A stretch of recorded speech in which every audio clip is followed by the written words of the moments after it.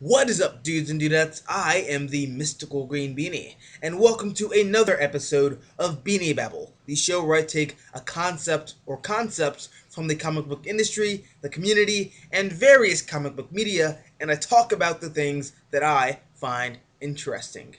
And whether you're a DC fan, a Marvel fan, Image fan, Dark Horse, IDW, Valiant, or strictly independent webcomic fan, there's no denying that Batman is an icon.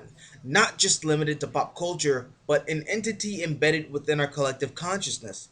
And to be quite honest, I'm not sure I used those last few words correctly, but what I'm saying is that everybody knows who the Caped Crusader is. And very recently, it was announced that Bill Finger will be receiving credit in next year's Batman v Superman, featuring Wonder Woman with special guest appearances from Aquaman, Cyborg, and possibly The Flash, and the hit-ish new series that actually had a watchable first episode from the second season, Gotham, as the co-creator of the legendary Dark Knight Detective. And this news hit me to the core. See, I was never really fond of Bob Kane because I researched a lot of the things that he did in order to take sole credit for the creation of Batman. And not only that, but what happened to the other guys? Bill Finger and Jerry Robinson really rubbed me the wrong way on this guy. And even if you are a proud supporter of Bob Kane and feel like the Finger and Robinson sympathizers are just being naive and don't know how real success is earned, morally speaking, do you believe that Kane was in the right? I mean, the guy went out and got a relative who was a lawyer to negotiate a deal with DC Comics, who then was known as National Comics, I believe, but someone can correct me if I'm wrong, though, and basically conned the publisher into giving him sole credit for the creation of Batman and all characters in immediate relation by lying and saying that he was a minor when he signed his original contract with the publisher. Now, if I were to bring myself to play devil's advocate for a second, let's look at the situation like this. Though Kane routinely took credit for projects that he had no hand in, was it because he was a greedy douche nozzle, or just a scared kid who was lucky enough to live through the Great Depression and got a gig where creators were inherently treated like garbage? And he did everything that he could in order to make it big. And when I think about it like that, yeah, I can see why he did what he did. But at the same token, I personally don't feel like what he did was right.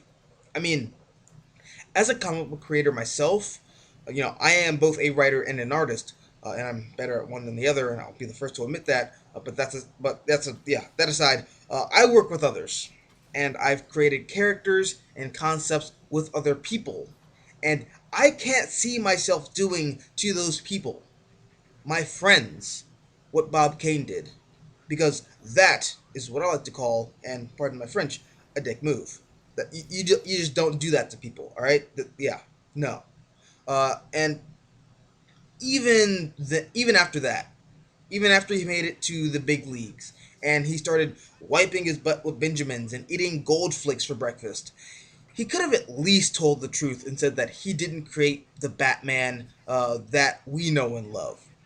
A similar case is Stan Lee. Now, a lot of people like to harp on the godfather of the modern era of comic books for the way that creators such as Jack Kirby and Steve Ditko ended up, but I feel like those situations are entirely different because at least Stan acknowledged that he didn't create these characters all on his own. And he was sharing credit with them and even called himself the co creator against his own personal beliefs, might I add, before Kirby died and Ditko became a complete recluse. And while that is a story for another time, I just wanted to drive the point home that there were other creators out there that I feel did what Kane should have done. Because at least creators like Stan the Man gave credit where credit was due before it was too late. Because Bill Finger died in 1974, years before Kane even began to acknowledge Finger's, work on the Batman. Which, that last point that I just made, really screw that guy. Dude, Bob Kane. If he was alive right now, I would just go up to his face and punch him. Don't even care if I got arrested. I just punch him as hard as I could. I hate that guy. But all right. Just quick question: what are some things that pop into your mind when you think of Batman? Dead parents, black and gray bodysuit, bat ears, batarangs, Batmobile, Robin the boy effing wonder. Any of those things ring a bell? Yes, no, maybe. You don't know.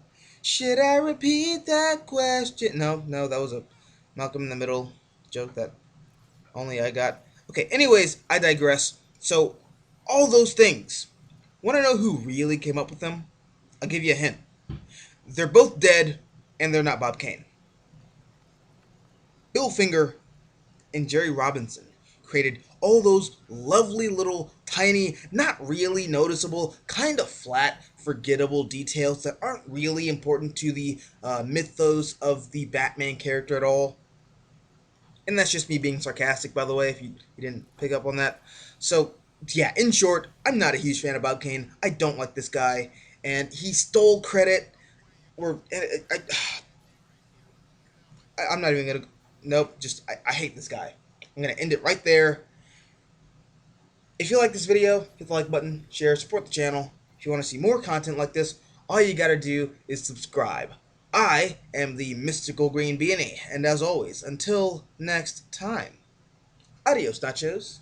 Adios. What's in it for Wayne? Is that car tank tax deductible or something?